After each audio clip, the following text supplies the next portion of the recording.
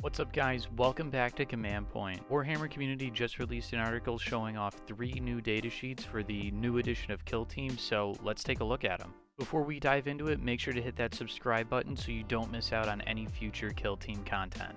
So in this article they show off the Kill Team Compendium for the new edition of Kill Team, which they say is going to be available the same day as the launch of the Kill Team starter box. And basically what you'll find in here is going to be the rules for all of the factions aside from the Veteran Guardsmen or the Death Corps of Krieg and the Orc Commandos, which are of course going to be in the starter box. Automatically this is a step back for Kill Team as a whole. If you remember back to the previous edition, all the rules for every single Kill Team faction were included in the core rulebook. So for like $35 or $40, I think it was, you had all the rules that you needed to play the game. So remember in yesterday's video how I said it's going to be easier to get into Kill Team? Well, I guess it's going to be kind of like a give and take situation here.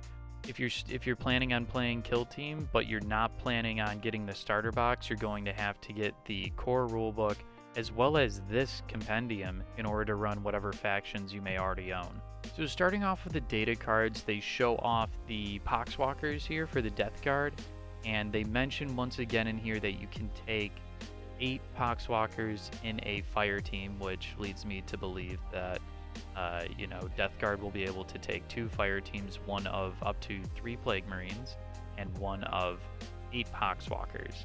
They've got their disgustingly resilient rules, so basically a 5-up feel no pain. It'll be interesting to see how that works out with the new wound system, because these Poxwalkers have 7 wounds apiece. They've got 2 circles for movement, so 4 inches. They can perform 2 actions, but then it says for their abilities, it says mindless, so it costs you 1 additional action point in order to perform the pickup action, which is apparently some action that you're going to be using to scoring an objective or something. So here they have the Dire Avengers, 3 circles, so 6-inch movement I should say, 2 action points, 4-up save, 8 wounds, which is interesting. That's 1 more wound than a standard guardsman, I'm fairly certain. The Avengers Shuriken Catapult, which has 4 attacks, hitting on 3s, and does either 3 or 4 damage. That's interesting. And then for a melee weapon, they have Fists. So what this means is, because, it's Fists, it's not like default close combat weapon like it was in the old edition of Kill Team. Unless you have like a melee weapon listed on the data card, that model's not going to be able to make melee attacks, is my understanding. For abilities, this model has Defense Tactics. Each time this operative performs an Overwatch action, for that action's shooting attack, do not worsen the ballistic skill characteristic of its ranged weapons. Basically, this thing's going to be hitting whenever it overwatches on 3s. People are going to have to think twice before charging into this 3-4 damage weapon. That's pretty interesting. So basically how I think Overwatch is going to work now is, so say I have a Space Marine, right? I move with it, I shoot with it, that's 2 action points, I got 1 left over. I elect to keep it because I think my opponent's going to try and charge that same model this same turn. So because I have that 1 action point left over, when my opponent declares the charge or whatever, then I will spend the remaining action point to Overwatch, and I think that's how that system's going to work. But yeah, interesting.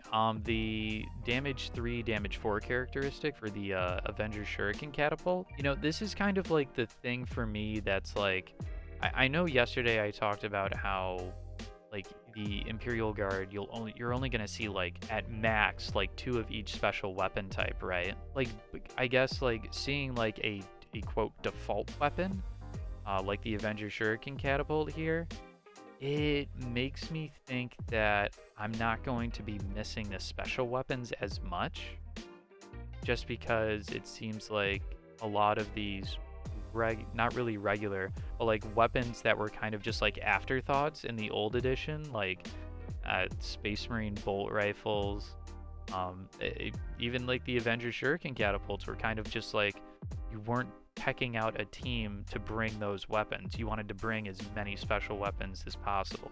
It seems like they're, at least from what I can tell, it seems like they're bringing up the overall power level of most weapons so that your team doesn't have to rely on those big, heavy-hitting special weapons, right?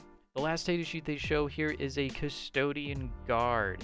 So it says somewhere in this text that you're only going to be able to get 2 Custodian Guards and a fire team. That's not the entire kill team you'll be able to take. You know, they're part of the Talons of the Emperor kill team, so you'll be able to take, I'm assuming, a fire team of Sisters of Silence, because they've shown both of those models in like all of the promo images so far across all these articles. So Talons of the Emperor, probably going to be able to take 2 fire teams. Here's one thing about fire teams is I don't know exactly if, like in the case of Imperial Guard, like we saw in yesterday's article, if you'll be able to take 2 Imperial Guardsmen fire teams, or if you have to take, if you want to take 2 fire teams, you have to take a Scion fire team and an Imperial Guard fire team.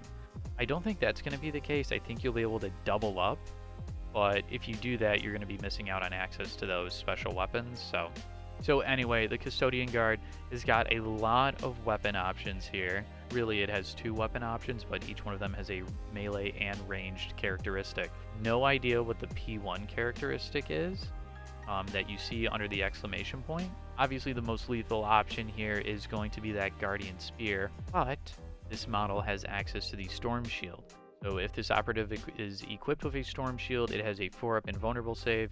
Each time it fights in combat, in the resolve successful hit steps, that is a mouthful, resolve successful hit step of that combat. Each time it parries, 2 or more opponent's successful hits are discarded. Yeah, so basically how I would have expected a Storm Shield to work with the new melee combat system. Very interesting that it has a 4-up invulnerable save and not a 3-up, because if I'm not mistaken, the Custodian Guards are one of the few models in 9th edition which still have the 3-up invulnerable save from their Storm Shields. If you have another ability called Emperor's Chosen, other than the effects of battle scars, no idea what that is. This operative cannot be injured. You can ignore any or all modifiers to this operative's action point limit, and it is not affected by the stun critical hit rule. So for the stun critical hit rule, I would expect like the AdMech Power Maul would inflict some kind of like stun. I know the Reaver has like those shock grenades that that like literally stunned models in the previous edition of Kill Team. Battle scars. I think that's probably going to be like a narrative element, you know? So not sure about that. Other than the effects of battle scars, this operative cannot be injured. So I'm assuming, like similar to the old Kill Team campaign, if you had a model go out of action during the game, you would roll like a d10, I think, on a table, and whatever the result was, either your model would heal, it would like gain some experience points, so go up a tree and gain a new ability, or it would die. So yeah, I have no idea how that's gonna work, but I'm excited to find out. At the end of the article, it says we'll be taking a closer look at Kill Team battlefields on Monday. So on Monday, I guess they're going to be showing off the terrain and all sorts of like terrain features, how terrain is actually going to play a role in your games of Kill Team, which in the old edition of Kill Team, terrain was very, very important. So excited to look at that. So that basically wraps up this article. Let me know what Kill Teams you guys are planning on running in the edition of Kill Team, if you're actually planning on picking up that compendium book. As always, a special thank you to our Patreon supporters. This channel would not be what it is today without you guys, so we appreciate your support. Thanks everyone for watching, and I will see you all again on Monday.